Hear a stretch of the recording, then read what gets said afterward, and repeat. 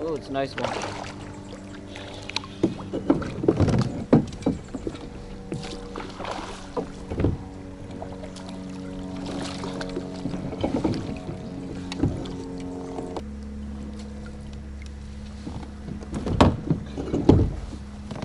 There you go, first one.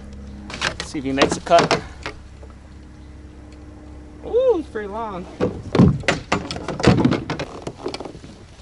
Check this out. Look like a muskie. Try to eat it. It's missing one eye.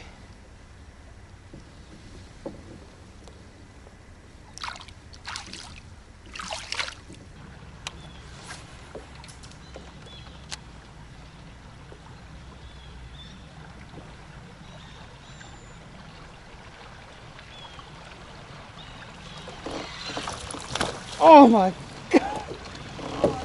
Oh, man, that's a nice one. Oh god. 3.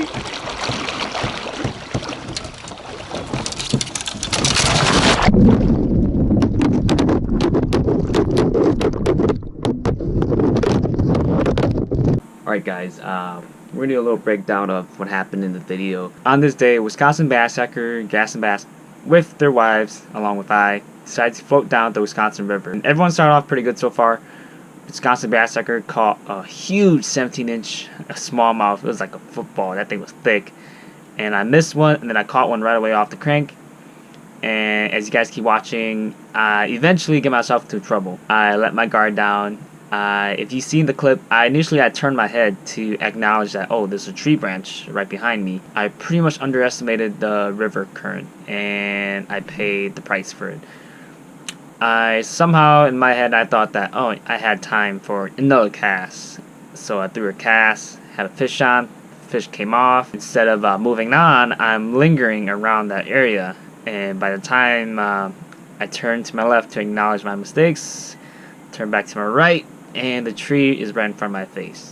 Now, there were a couple of things that I probably could have done differently instead of just grabbing the tree branch, which made everything worse because it turned my kayak. I was flowing down the river like this, and once I grabbed it, my whole kayak shifted, and that's when things got bad. My pose hit the branch first, and in my head, I didn't want the pose to break. So I grabbed the branch, and I was trying to push myself away, but the current was too strong, and I started turning, and next thing you know, I grabbed a branch to my right, and it broke off. I flipped, everything went crazy.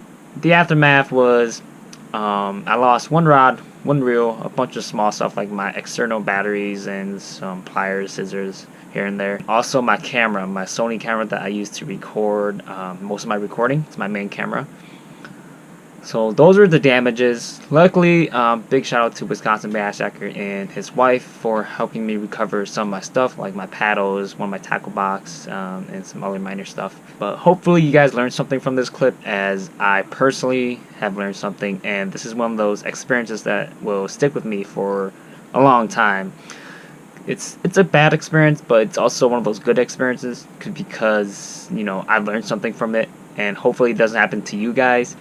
At the end of the day, always be aware of your surrounding and don't linger. Don't, you know, let your guard down, especially in the river system. I did that and I messed up. And luckily, the area where I was fishing at was pretty shallow. It was only about maybe 3 feet deep. The water was up to my waist only.